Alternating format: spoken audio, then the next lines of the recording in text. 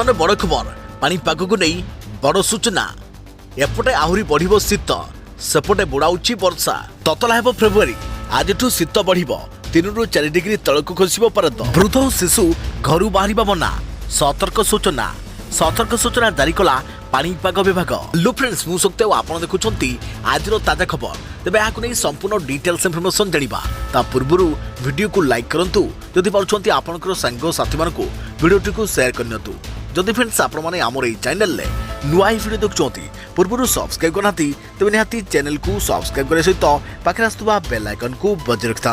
एथर February मास ततला हेब दिन में स्वाभाविक अधिक तापमात्रा रहिबो दक्षिण उपकूल में तापमात्रा बढ़ तेज कटक पुरी खोर्धा नयगढ़ गंजाम और रायगड़ा जिले में दिन बेला ततला रहिबो भारतीय पाणीपाग विभाग आईएमडी एभली पूर्वानुमान करिछि।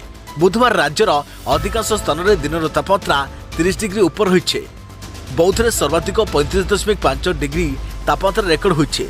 मालकानगिरी में आज दिन में 34, जगतसिंहपुर में 33.5, झारसुगुड़ा में 33.2, संबलपुर में 32.7, सुंदरगढ़ में 32.5, बलांगीर में 32.4, नवरंगपुर में 32, केन्द्रापड़ा में 32 और नयगढ़ में 32 डिग्री तापमात्रा रेकर्ड होइछे।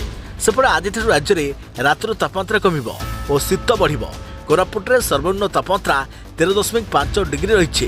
फुलबाणी और राउरकेला में 14, केन्दुझर में 14.2, दारिंगबाड़ी में 14.5, नवरंगपुर में 15, हीराकुद में 15.1, झारसुगुड़ा में 15.2 डिग्री तापमात्रा रेकर्ड होइछे।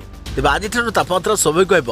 आगामी 3 दिन भितर राज्यर अनेक स्थान में रातिर तापमात्रा 3 ରୁ 4 डिग्री तलक खसब बोली आंचलिक पाणीपाग विज्ञान केन्द्र वैज्ञानिक उमाशंकर दास पूर्वानुमान करिसेंति। अविश्रांत वर्षा बेहाल तमिलनाडुर नागपट्टिनम और तिरुभारूर जिला शीत भितर पुणी डराउछि वर्षा बेहाल तमिलनाडु अंतर्गत नागपट्टिनम गत काली विभिन्न जिले में अविश्रांत वर्षा हेबा जोगु जनजीवन विपर्यय हो पड़िछे। अन्यपटे तिरुभारूर जिले में भी वर्षार प्रकोप देखा देइछे। तेबे वर्षा कारणरू नागपट्टिनम और तिरुभारूर छुट्टी घोषणा कर जाइछे। तेबे एथला बर्तमान बड़ खबर पाणीपाग को नहीं आग को नुआ अपडेट पाई आम चैनल सहित जोड़ी रहंतु। तो फ्रेंड्स पुणी देखाबो आउ एक नुआ वीडियो रे से पर्यंत मो रहिली जय जगन्नाथ।